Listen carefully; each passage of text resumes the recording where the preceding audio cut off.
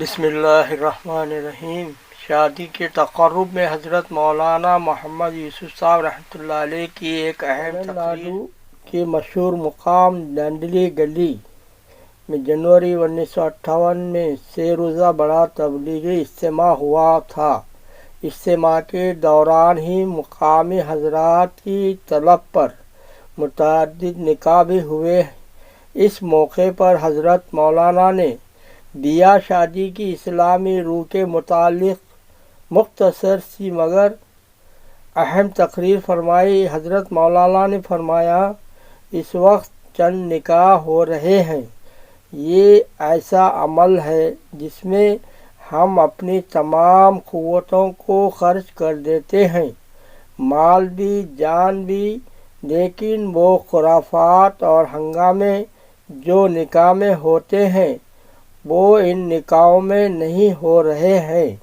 حضور صلی اللہ علیہ وسلم اور آپ صلی اللہ علیہ وسلم کے مبارک ساتھی بھی انسان تھے، انسانی تقاضے وہ بھی پورا فرماتے تھے، مگر ان کا زیادہ مال و جان خدا کی راہ میں خرچ ہوتا تھا۔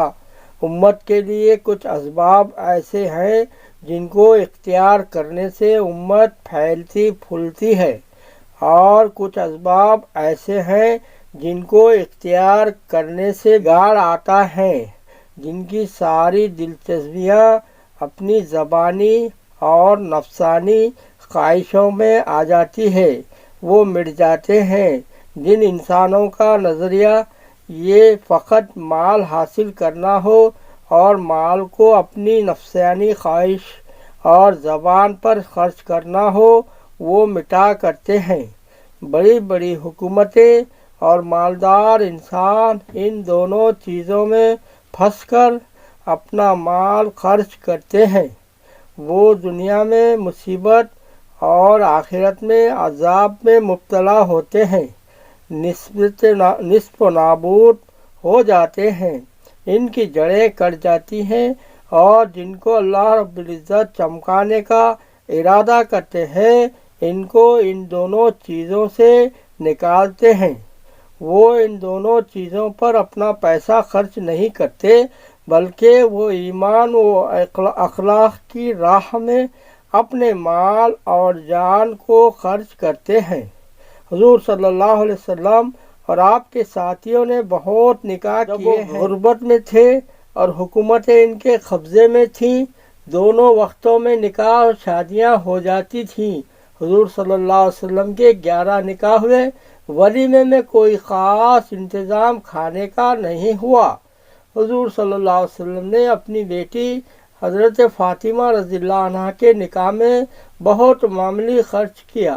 حضرت سلمان رضی اللہ عنہ جب وہ گورنر تھے نکاح کیا تو سسرال والوں نے مکان سجا رکھا تھا، تو فرمایا یہ کیا کعبہ میں منتقل ہوگا؟ تمہارا مکان کو بخار چڑھ رہا ہے جو تم نے کپڑا پہنا رکھے ہیں۔